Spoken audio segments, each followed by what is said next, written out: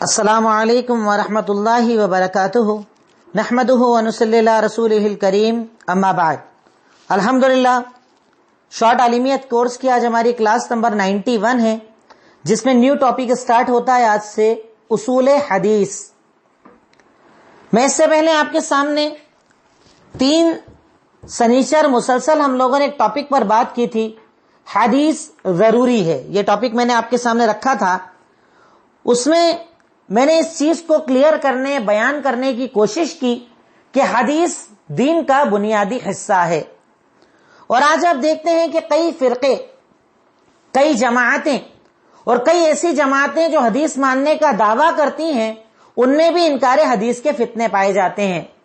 حدیثوں کو اپنی عقلوں پر تولنا، حدیثوں پر اعتراض کرنا، حدیثوں میں شک پیدا کرنا اور یہ کہنا کہ یہ تو انسانوں کی جمع کردہ چیزیں ہیں، اس پر اعتبار کرنا ضروری نہیں.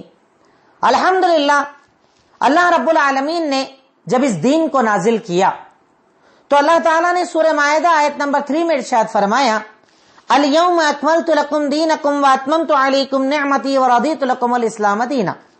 اللہ تعالیٰ نے ارشاد فرمایا کہ اللہ تعالیٰ نے تمہارے اوپر تمہارے دین کو مکمل کر دیا. یہ تمہیدی باتیں ہیں، بنیادی باتیں، اس کے بعد میں اصل ٹاپک کی طرف آؤں گا. تو اللہ رب العالمین نے قرآن کریم میں اس بات کی وضاحت کر دی سورہ مائدہ آیت نمبر 3 میں کہ دین مکمل ہے، دین میں کوئی شک اور شبہ نہیں ہے. دینی تعلیمات، حلال حرام، جتنے بھی احکامات اللہ رب العالمین نے نازل کیے ہیں وہ سب اللہ تعالیٰ کی طرف سے مقرر کردہ ہیں، ثابت شدہ ہیں، اس کے ثابت ہونے میں کوئی شک نہیں ہے. جب اللہ رب العالمین نے اس شریعت کو نازل فرمایا تو نازل کرنے کے بعد اللہ رب العالمین نے اس کی حفاظت کا بھی ذمہ لیا. یہ نمبر 2 پر بات آ گئی کہ اللہ تعالیٰ نے ایسا نہیں کہ نازل کر کے چھوڑ دیا، اللہ رب العالمین نے نازل کرنے کے بعد اس شریعت کی حفاظت کا بھی ذمہ لیا.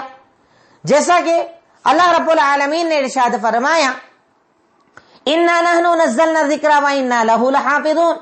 سورہ حجر آیت نمبر 9 میں اللہ تعالیٰ نے ارشاد فرمایا کہ ہم نے اس ذکر کو نازل کیا ہے، قرآن کو نازل کیا ہے اور ہم ہی اس کی حفاظت کرنے والے ہیں. یعنی اللہ تعالیٰ نے جو دین اور شریعت ہم پر نازل کیا، ہم سے پہلے بھی انبیاء آئے، ہم سے پہلے انبیاء پر بھی شریعتوں کو نازل کیا گیا، احکامات کو نازل کیا گیا، حلال حرام کو نازل کیا گیا، پر اللہ رب العالمین نے ان کی حفاظت کا ذمہ نہیں لیا. لیکن ہم اس معاملے میں بڑے خوش نصیب ہیں کہ اللہ رب العالمین نے ہمیں جو دین اسلام عطا کیا، صرف عطا نہیں کیا بلکہ حفاظت بھی کی. اب آپ یہاں پر اگر نارمل غور کریں تو آپ کو سمجھ میں آ جائے گا کہ اللہ رب العالمین نے جب قرآن کو نازل کیا، قرآن کی حفاظت کا ذمہ لیا، تو کیا قرآن کی جس چیز سے تشریح ہوتی ہے، قرآن کو جس چیز سے سمجھا جاتا ہے، ان حدیثوں کی اللہ حفاظت نہیں کروائے گا؟ ان حدیثوں کی حفاظت کا انتظام نہیں کرے گا؟ تو یقیناً اللہ رب العالمین نے جیسے قرآن کی حفاظت کی، ویسے حدیث کی حفاظت کے لیے صحابہ کرام، انبیاء، صحابہ کرام کے بعد تابعین اعظام، ہمارے علماء کرام، ہمارے اسلاف کے ذریعے الحمدللہ اللہ رب العالمین نے حدیثوں کی حفاظت کا بھی پورا ایک سسٹم بنوایا. بنیادی باتیں میں پہلے آپ کے سامنے ساری کر لوں تاکہ بات جب اصل کی طرف جائے تو بات آپ کو سمجھ میں آئے. نمبر 3، اس علم کا مقصد کیا ہے؟ اصول حدیث کا مقصد کیا ہے؟ کیوں یہ علم بنایا گیا؟ کیوں اس علم پر ڈھیروں کتابیں لکھی گئیں؟ کیوں اس علم کے لیے علماء کرام نے اتنی محنت کی؟ تو مقصد کیا ہے اصول حدیث کا؟ تو اصول حدیث کے 2 مقصد، نمبر 1 اللہ کے رسول کی حدیث کی حفاظت، اور نمبر 2 صحیح کو ضعیف سے الگ کرنا. ان 2 مقصدوں سے اصول حدیث کا علم بنایا گیا. اس علم کے قاعدے بنائے گئے، اس علم کے احکامات بنائے گئے. تو اصول حدیث جو یہ علم ہے، اس کا مقصد کیا ہے؟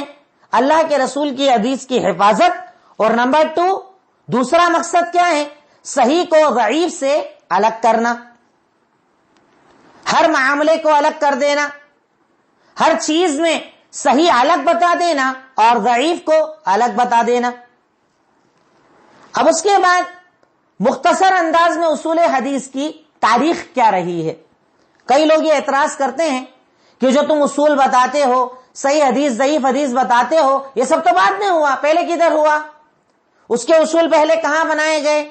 تو اگر آپ سے کوئی پوچھتا ہے کہ اصول حدیث کی تاریخ کیا ہے تو آپ اس سے بتائیں کہ اصول حدیث کی بنیاد اللہ کے نبی کے دور میں ڈال دی گئی تھی. یہ اصول نیا نہیں ہے، یہ اصول بڑا پرانا ہے، یہ علم بڑا پرانا ہے.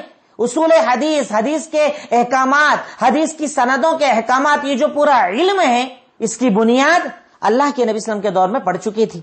اس کی دلیل سورہ حجرات آیت نمبر 6، اللہ تعالیٰ کا فرمان یا ایھا الذین آمنوا ان جاءکم فاسق بنبأ فتبینوا. اللہ تعالیٰ نے ارشاد فرمایا سورہ حجرات آیت نمبر 6 میں کہ اے وہ لوگوں جو ایمان لائے ہو، جب کوئی فاسق خبر لے کر آئے تو اس کو کنفرم کر لیا کرو. یہ اصول حدیث ہی تو ہے بھائی. حدیث میں جو اصول بنائے گئے ہیں، جو آگے میں آپ کو تفصیل کے ساتھ بتاؤں گا انشاءاللہ، تو اس میں بنیاد یہی تو ہے. حدیث بیان کرنے والے کو جاننا، اس کی تحقیق کرنا، صحیح بولتا ہے، غلط بولتا ہے، جھوٹ بولتا ہے، سچ بولتا ہے، اچھا انسان ہے، برا انسان ہے، اسی تحقیق کو تو اصول حدیث کہا جاتا ہے. تو اصول حدیث کی تاریخ اگر آپ سے کوئی پوچھے کہ یہ اصول کب سے شروع ہوا، اس اصول کو تم لوگ بیان کرتے ہو، اس کی کیا تاریخ ہے، تو آپ بتائیے گا کہ اصول حدیث کی تاریخ اللہ کے نبی کے دور سے شروع ہوتی ہے. اللہ کے نبی صلی اللہ علیہ وسلم کے دور میں، دور نبوی کے اندر اس اصول کی بنیاد پڑ چکی تھی کہ اللہ تعالیٰ نے ہمیں کہہ دیا تھا جب کوئی خبر آئے پہلے کنفرم کرو، ماننے کے پہلے، یقین کرنے کے پہلے، دوسروں کو بتانے کے پہلے کنفرم کرو. جب کنفرم ہو جائے تبھی بات آگے بڑھانا چاہیے. یہ دور نبوی چلتا رہا، اس میں الحمدللہ خود اللہ کے نبی موجود، کوئی غلط چیز داخل کرنے کی گنجائش نہیں تھی. پھر اس کے بعد دور آیا دور نبوت، جو میں آپ کو پہلے پڑھا چکا ہوں، 23 سالہ دور، جو اللہ کے نبی صلی اللہ علیہ وسلم کا یعنی 13 ہجری تک جو دور چلا، جسے دور نبوی کہا جاتا ہے. سن 10 ہجری تک جو پورا دور چلا اسے دور نبوی کہا جاتا ہے. لیکن اس کے بعد سے لے کر سن 110 ہجری تک صحابہ کا دور چلا. اگر آپ انشاءاللہ آگے اللہ تعالیٰ نے اگر مجھے طاقت دی، جیسا میں نے آپ سے کہا بھی ہے کہ میں تاریخ اسلام کو آپ کے سامنے پوری بیان کروں گا انشاءاللہ. میں نے انبیاء کی تاریخ بتا دی، اللہ کے نبی کی تاریخ بتا دی، ان کے بعد خلافت راشدہ، بنو امیہ کی خلافت، بنو عباسیہ کی اور بنو عثمان کی جو بھی خلافتیں چلی، اللہ نے چاہا تو شارٹ میں اسے بھی بتاؤں گا. لیکن ابھی بات اپنے ذہن میں رکھنے کے لیے خاکہ بنا لیجئے، ایک بیک گراؤنڈ سیٹ کر لیجئے تاکہ بات آپ کو سمجھ میں آئے. جب میں اصول حدیث کی بات کروں تو آپ اس بات کو ذہن میں رکھیں کہ اللہ کے نبی صلی اللہ علیہ وسلم کا دور کب تک چلا تھا؟ سن 10 ہجری تک یہ دور چلا. اللہ کے نبی صلی اللہ علیہ وسلم موجود، حدیث کو بتانے والے خود موجود، جب تک کسی گڑبڑ کی کوئی گنجائش نہیں تھی. اب اس کے بعد دور آیا تھا صحابہ کرام کا دور. صحابہ کرام کے دور کو بنیادی طور پر 3 حصوں میں بانٹا گیا ہے. یہ ٹاپک ہو سکتا ہے تھوڑا ٹپیکل آپ کے لیے جائے، کیونکہ اس میں بہت سارے نام آئیں گے اور بہت ساری تعریفیں آئیں گی. گھبرانا نہیں، سمجھنے کی کوشش کرنا انشاءاللہ. تو صحابہ کرام کا دور بنیادی طور پر 3 حصوں میں تقسیم ہوتا ہے. پہلا دور خلفائے اربعہ کا دور، جو سن 40 ہجری تک چلا. ابو بکر صدیق، عمر ابن خطاب، عثمان غنی اور علی ابن ابی طالب رضوان اللہ علیہم اجمعین، جسے دور خلفائے اربعہ کہا جاتا ہے. خلفائے اربعہ کا دور یعنی صحابہ کرام کا جو پورا دور چلا وہ 3 حصوں میں بٹا ہوا ہے. خلافت راشدہ کا دور کہہ لیجئے، خلفائے اربعہ کا دور کہہ لیجئے، یہ چلا سن 40 ہجری تک. دوسرا دور تھا عام صحابہ کا دور. ایسے لکھیے گا ورڈ آپ، کیونکہ جن لوگوں نے تقسیم کی انہی الفاظ کے ساتھ تقسیم کی ہے. عام صحابہ کا دور جو چلا تھا سن 70 ہجری تک. 70 ہجری تک یہ دور چلا، عام صحابہ کرام کا دور. تیسرا دور تھا صغار صحابہ کا دور. بالکل بچے، اللہ کے نبی صلی اللہ علیہ وسلم کے دور میں بالکل بچہ، جنہوں نے اللہ کے نبی صلی اللہ علیہ وسلم کو دیکھا ہو اور انہیں صحابی کہا گیا ہو. صغار مطلب چھوٹے. صغار صحابہ کا دور جو راجح قول کے مطابق 110 ہجری تک چلا، یعنی 110 ہجری میں آخری صحابی کا انتقال ہوا تھا. 110 ہجری یہ دور تھا صغار صحابہ کا دور. صغار صحابہ کا دور. اب آپس اپن پیچھے بیک گراؤنڈ کی طرف چلتے ہیں. اللہ کے نبی صلی اللہ علیہ وسلم کا دور ہے، دور نبوی ہے.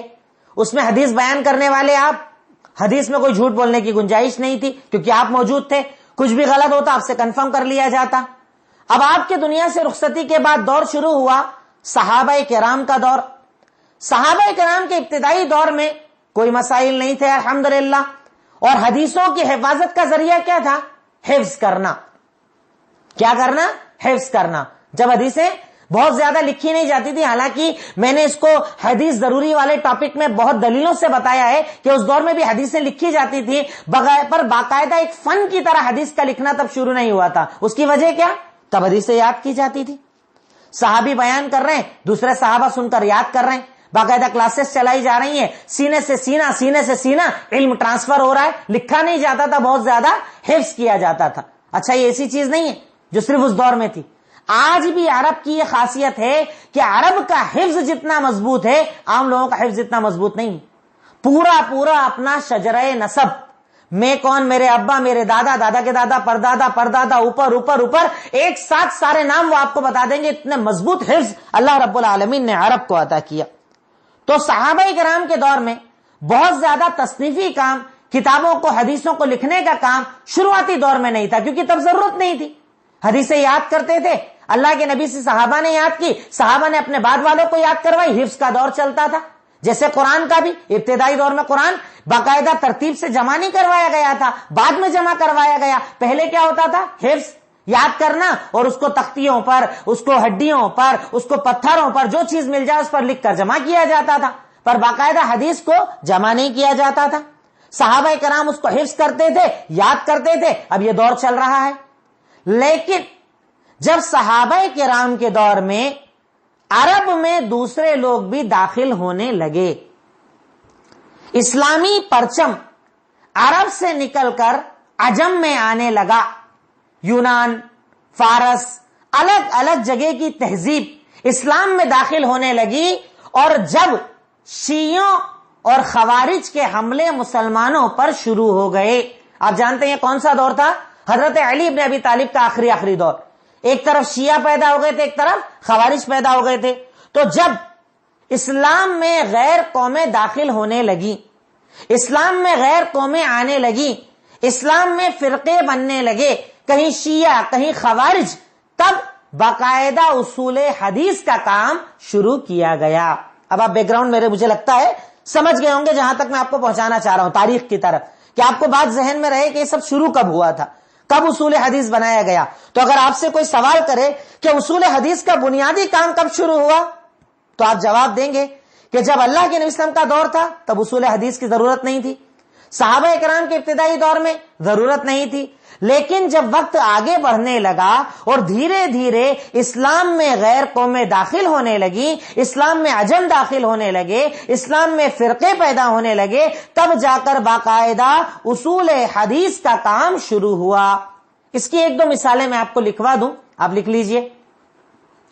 صحیح مسلم کا جو مقدمہ ہے، جیسا صحیح مسلم کتاب ہے نا، اس کے پہلے ایک مقدمہ ہوتا ہے جس میں وہ اپنے بارے میں لکھتے ہیں کہ میں نے کیوں کتاب لکھی، کیا وجہ سے لکھی، اسے مقدمہ عربی میں کہا جاتا ہے. تو صحیح مسلم جلد نمبر 1 پیج نمبر 181 پر حضرت عبداللہ ابن عباس رضی اللہ تعالیٰ عنہ کا ایک جملہ ہے. وہ کہتے ہیں فَلَمَّا رَكِبَ النَّاسِ الصَّعْبَ وَالظُّلُولَ لَمْ نَأْخُذْ مِنَ النَّاسِ إِلَّا مَا نَعْرِفُ، کہ جب ہم نے دیکھا کہ لوگ صحیح غلط سب کچھ بیان کرنے لگ گئے ہیں، تب ہم وہی حدیث لیتے تھے جو ہمیں یقین ہوتی تھی. یہ کون سا کام ہے؟ اصول حدیث کا کام. صحابہ کرام کے دور میں شروع ہو گیا تھا. اعتراض کرنے والے، حدیثوں کو ہلکا بولنے والے، حدیثوں کے اصول کو ہلکا بولنے والے، یہ صحابہ کے اقوال کہاں لے کر جائیں گے؟ کہ حضرت عبداللہ ابن عباس کہہ رہے ہیں کہ شروعاتی دور تو نارمل تھا، لیکن جب ہم نے دیکھا کہ لوگ دین کے نام پر سچ بھی بول رہے ہیں، جھوٹ بھی بول رہے ہیں، ملاوٹیں بھی کر رہے ہیں، تب ہم وہی حدیث لیتے تھے جسے ہم جانتے تھے. کنفرم ہوتی تھی بولنے والا سچا ہے تو لیتے تھے، نہیں تو حدیث کو چھوڑ دیا کرتے تھے. یہی تو اصول حدیث ہے، یہی تو حدیث کے اصول ہے کہ سچے سے لیا جائے اور جھوٹے کو چھوڑ دیا جائے. تو اس بنیاد پر اصول حدیث باقاعدہ صحابہ کرام کے دور میں شروع ہو چکا تھا. صحابہ کرام کا دور، تابعین اعظام کے دور میں زبردست طریقے سے اس پر محنتیں کی گئی اور باقاعدہ اس فن کے اوپر کتابیں لکھی گئیں، اور ہزاروں کی تعداد میں کتابیں موجود ہیں جن لوگوں نے لکھا کون سا راوی سچا، کون سا راوی جھوٹا، کون بیان کرنے والا سچ بولتا تھا، جھوٹ بولتا تھا، کس کی بات لی جائے گی نہیں لی جائے گی. الحمدللہ ہمارے محدثین نے، ہمارے مورخین نے اس پر بڑی زبردست محنتیں کی اور ہر چیز کو ہمارے سامنے واضح واضح کر کے رکھ دیا. اب میں سمجھتا ہوں یہ ایک بیک گراؤنڈ آپ کے ذہن میں تیار ہو گیا ہوگا اصول حدیث کو لے کر. اب اپنے مین مدعے کی طرف ہم آتے ہیں. سب سے پہلے اصول حدیث کی تعریف کیا ہے؟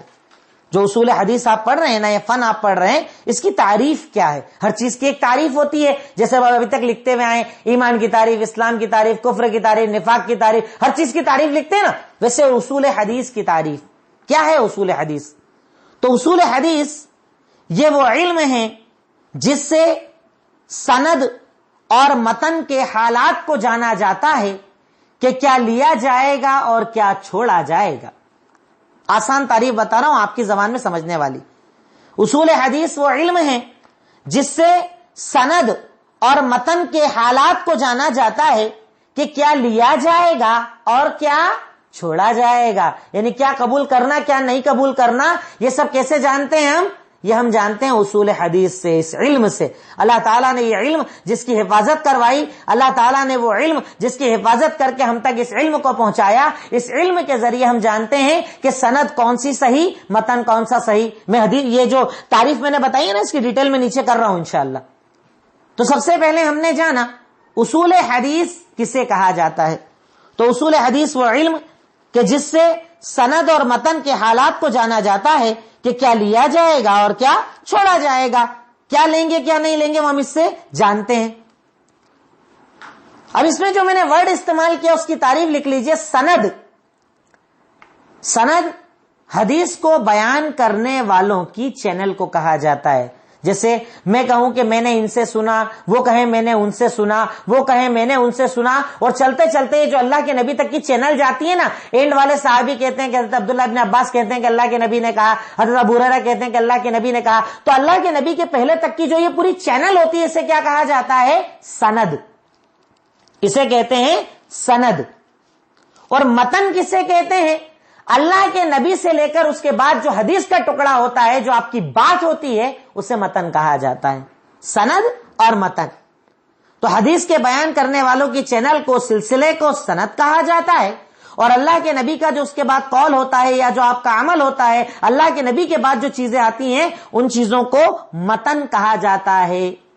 ان دو چیزوں پر بحث ہوتی ہے. آپ یہاں پر اتنا ہی اگر غور کر لیں تو آپ کو سمجھ میں آ جائے گا کہ حدیث کی حفاظت کیسے کی گئی ہے. کہ علماء کرام نے صرف سند پر بحث نہیں کی کہ بولنے والا کون، انہوں نے متن پر بھی بحث کی کہ جو بات حدیث میں آ رہی ہے وہ ہے کہ نہیں ہے صحیح، اسے صحیح بولا گیا ہے کہ نہیں، کسی نے جھوٹی ملاوٹ تو نہیں کر دی ہے. تو اس چیز پر بھی وہ لوگ بڑی محنت کیا کرتے تھے، بڑی محنت کیا کرتے تھے. اور بڑی محنت کر کے الحمدللہ آج آسانی کے ساتھ ہم ایک جملہ بولتے ہیں نا، یہ حدیث صحیح ہے، یہ حدیث ضعیف ہے، یہ حدیث حسن ہے. یہ جو ہم اٹھا کر بالکل آسانی سے جملے بولتے ہیں نا، یہ سالوں سال کی محنت ہے جس کو ہمارے علماء نے کتابوں میں نقل کیا ہے، اور اس پر اعتراض کرنا اتنا آسان نہیں ہے.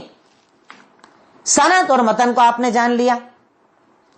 اب ایک چیز یہاں پر لکھیں، اصول حدیث کا کیا کوئی اور بھی نام ہے؟ یعنی اس فن کو جو ہم پڑھ رہے ہیں اس کو اصول حدیث کے علاوہ کچھ اور بھی کہا جاتا ہے.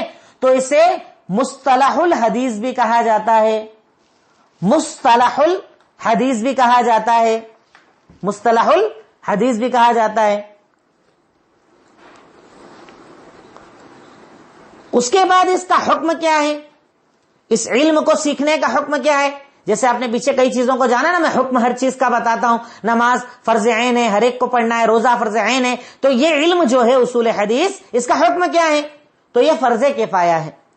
ہر آدمی پر سیکھنا ضروری نہیں ہے، پر کچھ لوگ ہر سماج میں ایسے ہونا چاہیے جو اس اصول کو جانیں، اس اصول کو سیکھیں، اس اصول کو سمجھیں، اس علم کو جانیں. تو اس کا حکم یہ ہے کہ یہ فرض کفایہ ہے، کچھ لوگوں کا جاننا ضروری ہے. اب اس کے بعد بات آتی ہے بنیادی حدیث کی طرف. حدیث کسے کہا جاتا ہے؟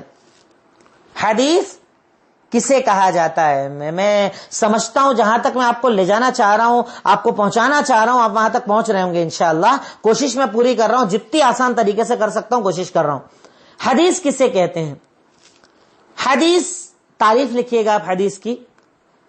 اللہ کے نبی کا قول، آپ کا فعل، آپ کی تقریر اور آپ کی خلقی یا خلقی صفت کو حدیث کہا جاتا ہے. میں اس کی بھی ڈیٹیل آگے بتاؤں گا پہلے تعریف لکھ لیجئے. حدیث کسے کہتے ہیں؟ تو حدیث کہتے ہیں اللہ کے نبی کا قول، فعل، تقریر یا آپ کی خلقی اور خلقی صفت کو کہا جاتا ہے. خلقی خلقی دو چیزیں ہیں، نیچے میں اس کی ڈیٹیل کرتا ہوں. یہ حدیث کی تعریف ہے. جب آپ سنتے ہیں نا حدیث میں آیا ہے، حدیث میں آیا ہے، حدیث میں آیا ہے، تو کیا ہے حدیث؟ یہ آپ کو پتا ہونا چاہیے. کیا ہے حدیث؟ کسے کہا جاتا ہے حدیث؟ تو حدیث جب آپ کو کوئی بولے گا نا کہ ارے حدیث میں آیا ہے، حدیث میں آیا ہے، تو آپ کا بالکل کلک ہو جانا چاہیے دماغ. حدیث میں آیا ہے کا مطلب حدیث کیا؟ یا تو اللہ کے نبی کا قول ہوگا، اللہ کے نبی نے کہا، یا اللہ کے نبی کا فعل ہوگا، اللہ کے نبی نے کیا، یا اللہ کے نبی کی تقریر ہوگی، یا آپ کی خلقی یا خلقی صفت ہوگی. ان تمام چیزوں کے مجموعے کو حدیث کہا جاتا ہے. اب ہم اس کی ڈیٹیل لکھ لیتے ہیں تعریف کی. اللہ کے نبی کا قول، قول کا مطلب کیا؟ ہر وہ بات جو اللہ کے نبی صلی اللہ علیہ وسلم نے کہی اسے قول کہا جاتا ہے. جیسے آپ نے کہا نا نماز ویسے پڑھو جیسے مجھے پڑھتے دیکھا، جھوٹ مت بولو، امانت داری کرو، جتنی بھی قولی حدیث جس میں اللہ کے نبی کا قول ہے، بولنا ہے آپ کا کہ آپ نے بولا ایسا کرو ایسا مت کرو، ڈو ڈونٹ، جو بھی آپ کا حکم ہے اسے قول کہا جاتا ہے. قول مطلب جو اللہ کے نبی نے بولا. فعل مطلب اللہ کے نبی کا عمل، کہ آپ نے کر کے دکھایا. جیسے ہم نماز پڑھتے تو کیا بولتے؟ اللہ کے نبی جب نماز پڑھتے تھے سیدھے کھڑے ہوا کرتے تھے، جب رکوع کرتے تھے بالکل پیٹھ کو سیدھا رکھا کرتے تھے، جب سجدہ کرتے تھے ایسے کرتے تھے، روزہ رکھتے تھے ایسا کرتے تھے. تو جتنا بھی آپ کا عمل ہے، پریکٹیکل جو آپ نے کر کے بتایا، اس فعل کو فعل کہا جاتا ہے یا عمل یا فعلی حدیث کہا جاتا ہے. نمبر 3 تقریر. تا بڑا قاف را یا را. تقریر. تقریر سے مطلب آپ کے سامنے کوئی کام کیا جائے اور آپ اس سے منع نہ کریں، اسے تقریر کہتے ہیں. کوئی بھی عمل. اس کی ایک مثال بہت مشہور تھی کہ ضب، گوہ جس کو ہمارے یہاں کہا جاتا ہے نا، وہ دیکھنے میں تھوڑا سا عجیب لگتا ہے. اللہ کے نبی صلی اللہ علیہ وسلم کے سامنے ایک مرتبہ دسترخوان پر رکھا گیا. آپ نے اس کو دیکھا، آپ نے نہیں کھایا. خالد ابن ولید نے پوچھا کہ کیا جائز نہیں ہے؟ کہا نہیں جائز تو ہے پر اپنے ایریا کا نہیں ہے تو میں نہیں کھا پاؤں گا. خالد ابن ولید نے اٹھایا اور آپ کے سامنے کھانا شروع کر دیا. رب گوہ کھا گئے آپ کے سامنے. اس حدیث کو کہا جاتا ہے تقریری حدیث، کہ عمل آپ کے سامنے ہوا اور آپ نے منع نہیں کیا، مطلب وہ کیا ہو گیا؟ جائز ہو گیا. تو ہر وہ حدیث کہ جس میں کسی ایسے عمل کا تذکرہ ہو کہ اللہ کے نبی کے سامنے ہوا اور آپ نے منع نہیں کیا، اسے تقریر کہا جاتا ہے. مثال چاہیں تو آپ لکھنے کے سمجھنے کے لیے نوٹس میں بعد میں اس کو انٹری کر لیجئے گا، لکھ لیجئے گا. میں اس کو پہلے سمجھا دوں، کلیئر کر دوں، اس کے بعد چاہیں تو آپ بعد میں بھی لکھ لیجئے گا. نیکسٹ صفات خلقی. خلقی خا پر پیش کے ساتھ خلقی. خلقی سے مراد اللہ کے نبی صلی اللہ علیہ وسلم کی پیدائشی صفات، جس پر آپ پیدا ہوئے. آپ گورے تھے، درمیانہ قد تھا، داڑھی بھری ہوئی تھی، خوبصورت نظر آتے تھے. جتنی بھی آپ کی خلقی صفت ہے نا، اس کو حدیث خلقی کہا جاتا ہے. جس میں جس بھی حدیث میں اس کا تذکرہ ہے کہ اللہ کے نبی دکھتے کیسے تھے، بال آپ کے کیسے تھے، چال آپ کی کیسی تھی، یعنی خلقی پیدائشی جو آپ کی صفت تھی اسے خلقی احادیث کہا جاتا ہے. اور ایک ہوتی ہے خلقی. خلقی مطلب اس میں مثالیں آپ لکھتے جائیے گا. خلقی کی صفات کی مثال اللہ کے نبی کا رنگ گورا ہونا، آپ کا قد درمیانی ہونا، یہ سب چیزیں اس میں آپ کی خلقی صفات میں آتی ہے. اور ایک ہوتا ہے خلقی. خلقی مطلب آپ کے اخلاق. معافی چاہوں گا، خلقی اور خلقی میں کنفیوز ہو گیا. خلقی مطلب اخلاق ہوتا ہے اور خلقی مطلب پیدائش ہوتا ہے. اس کو چینج کر لیجئے گا.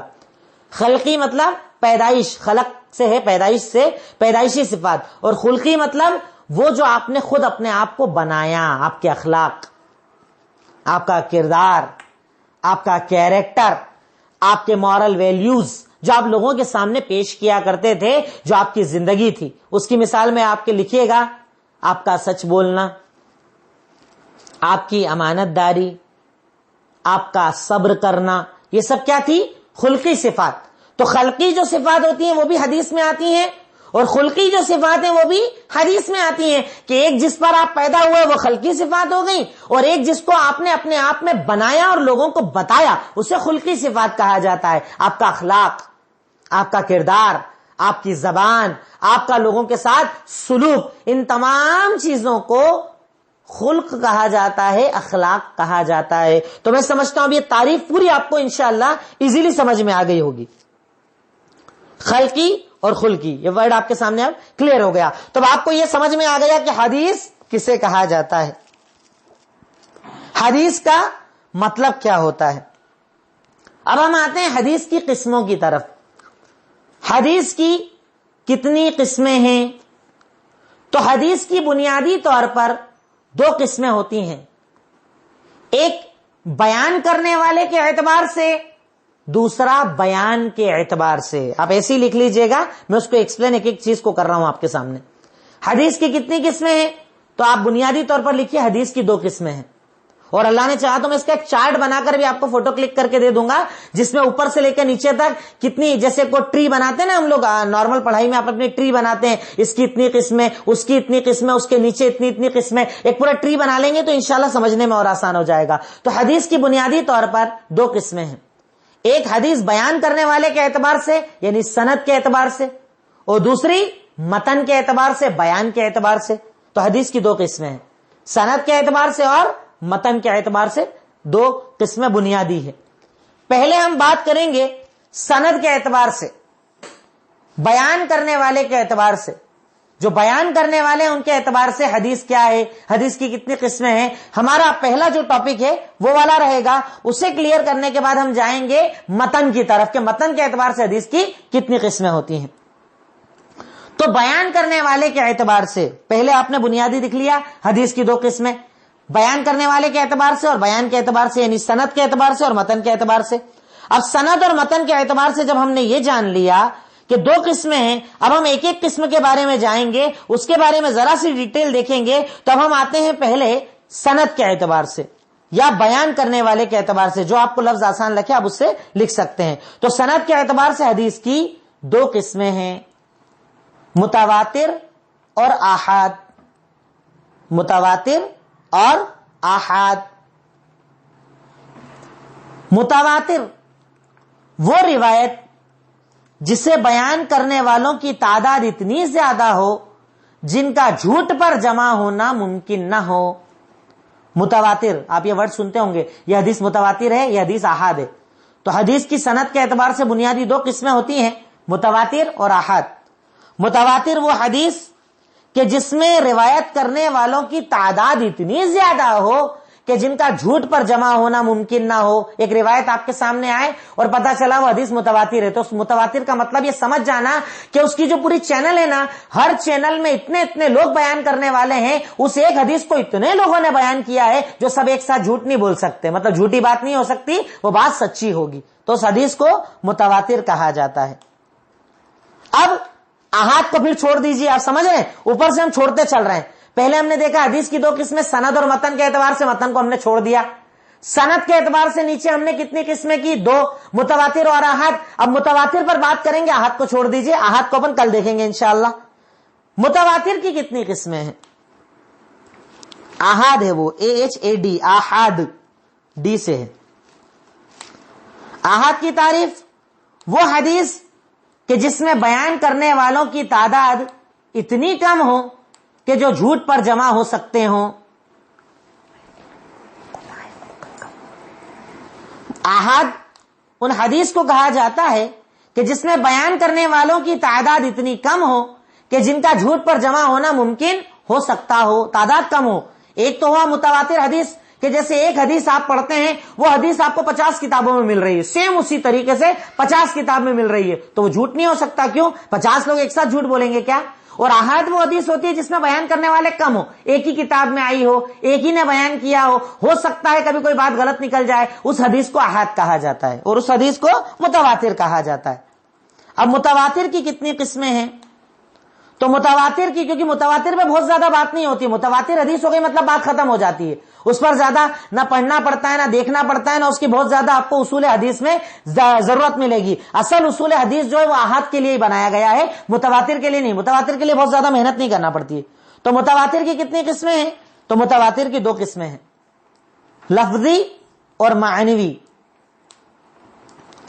متواتر لفظی اور معنوی. متواتر لفظی लफ्जी, लफ्ज जो बोलते हैं ना उससे, मुतवातिर लफ्जी और मुतवातिर मानवी। लफ्जी वो हदीस कि जिसका लफ्ज और माना दोनों तवातुर से साबित हो, यानी लफ्ज जो उसमें हदीस में वर्ड दिए हुए हैं वो भी बार बार रिपीट होते हो कई किताबों में, और उसका जो माना बयान किया गया यानी जो उसमें बताने की कोशिश की गई है मफहूम, वो भी कई हदीसों के अंदर मिल जाए, यानी लफ्ज भी मिले और माना भी मिले। आप देखते हैं कई बार ऐसा होता है एक ही हदीस होती है, लफ्ज अलग अलग होते हैं, अलग अलग लफ्जों से एक रिवायत आती है, और कभी ऐसा होता है कि एक ही लफ्ज कई किताबों के अंदर सेम टू सेम मिलता है। तो जहां पर लफ्ज और मायना दोनों तवातुर से साबित हो उस हदीस को लफ्जी कहा जाता है, और जहां पर सिर्फ माना साबित हो, लफ्ज एक जैसा नहीं आता पर माना एक जैसा आता है, उसे मुतवातिर मानवी कहा जाता है। अगर इसमें तकलीफ भी आ रही हो, दिक्कत भी आ रही हो, तो आप एक बार ऑडियो को दोबारा सुन लीजिएगा इंशाअल्लाह। मुतवातिर लफ्जी वो हदीस कि जिसका लफ्ज और माना दोनों तवातुर से साबित हो, लफ्जी भी बार बार जिक्र आए, मानवी भी बार बार जिक्र आए। मानवी मतलब उसका मफहूम जो हम समझते हैं, और मानवी वो हदीस जो सिर्फ माने के एतबार से मुतवातिर हो, यानी उसका लफ्ज हर किताब में एक जैसा नहीं है पर माना एक जैसा मिलता जुलता है, उस हदीस को मानवी हदीस कहा जाता है, मुतवातिर मानवी, कि जिसका सिर्फ माना मुतवातिर हो, लफ्ज मुतवातिर ना हो। अब एक आखिरी चीज आज के दर्स की है, मुतवातिर की शर्तें क्या हैं। यहां पर मुतवातिर की बात खत्म हो जाएगी, आहाद की बात कल से आएगी। शर्तें क्या हैं मुतवातिर हदीस की? तो नंबर 1, रिवायत करने वालों की तादाद इतनी ज्यादा हो जिससे इल्म हासिल हो जाए, यानी सही बात पता चल जाए। रिवायत करने वालों की तादाद इतनी ज्यादा हो जिससे सही इल्म हासिल हो जाए। नंबर 2, सनद की इब्तिदा से लेकर इंतहा तक हर तबके में बहुत ज्यादा तादाद हो। सनद की इब्तिदा से लेकर इंतहा तक हर तबके में उनकी तादाद ज्यादा हो। तबका आप समझते हैं, जैसे मैंने बयान किया तो अब ये मेरा एक तबका हो गया, मेरे जितना सर्कल हो सकता है, मेरे दौर का जो ये पूरा एक तबका हो गया, मुझसे आगे वालों का अपना एक तबका। जैसे हमारे यहां बोलते हैं ना, जैसे मेरी दोस्ती अलग, मेरे वालिद की दोस्ती अलग, मेरे दादा का सर्कल अलग, परदादा का सर्कल अलग। तो ये जो अलग अलग उम्र का दौर होता है ना, वैसे ही रावियों का भी एक दौर होता है और उस दौर को तबका कहा जाता है। तो नंबर 1 पहली शर्त यह है कि रिवायत करने वालों की तादाद इतनी ज्यादा हो जिससे इल्म सही हासिल हो जाए। दूसरा, इब्तिदा से इंतहा तक हर तबके में इनकी तादाद बहुत ज्यादा हो।